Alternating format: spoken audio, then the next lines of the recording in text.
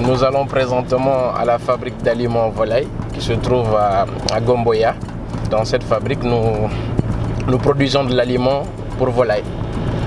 Une partie est destinée à l'autoconsommation de la société et une autre partie est destinée aux clients. Le monde agricole et nous, ça date de longtemps parce que moi je suis né dans une ferme d'État, la ferme de Ditine. Mon père était ingénieur zootechnicien, directeur de cette fameuse ferme. Donc je suis né dans le monde agricole. J'y ai grandi. Nous sommes à la fabrique d'aliments de volaille d'Antraël. Nous produisons ici de l'aliment pour volaille en 3 catégories. L'aliment poussant, l'aliment poulette et l'aliment pondeuse. Ici, on privilégie surtout la qualité. Nous faisons régulièrement 500, 550 à 600 tonnes d'aliments par mois.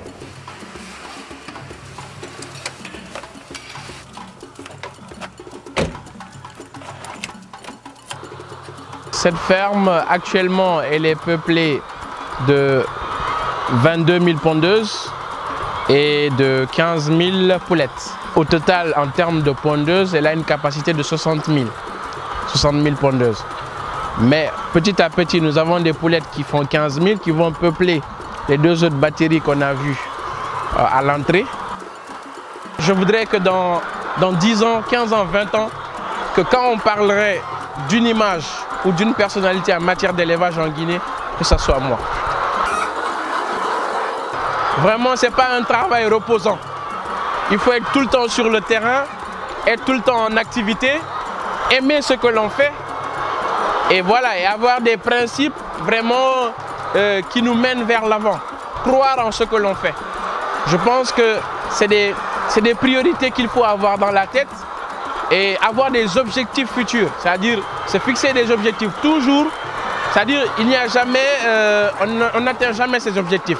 Chaque objectif atteint amène un autre. L'élevage m'a permis d'être un peu indépendant d'un point de vue économique. Aujourd'hui, grâce à l'élevage, l'aspect financier est là, mais en dépit de cela, je continue à apprendre. J'arrive à voyager à travers l'élevage et de découvrir encore d'autres personnes qui font la même chose que moi. Dans l'entendement populaire, c'est se salir et après, ça ne rapporte rien. Je viens ici chaque jour, je me salis, j'effectue une activité que j'aime beaucoup.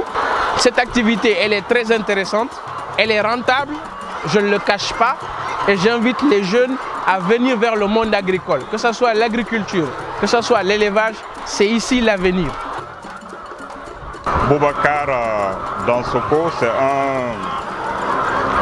un jeune que je trouve très visionnaire, bien engagé, qui a vraiment beaucoup de perspectives pour le développement de son entreprise. Il a une large ouverture et surtout c'est quelqu'un qui a la passion, qui a l'amour de ce qu'il fait.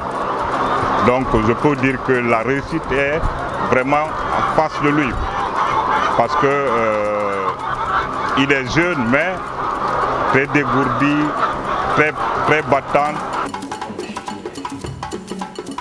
Depuis 2012, je suis dans cette activité, mais je peux vous dire que je me suis cogné la tête maintes fois. Que quand on fait cette activité, on a forcément des échecs. Des échecs sur peut-être la production, des échecs quand il y a le passage d'une maladie, des échecs quand vous avez des attentes qui ne sont pas atteintes, des objectifs qui ne sont pas atteints. Mais le plus important, c'est de ne jamais se décourager, de forcer le destin et un jour, vous serez récompensé.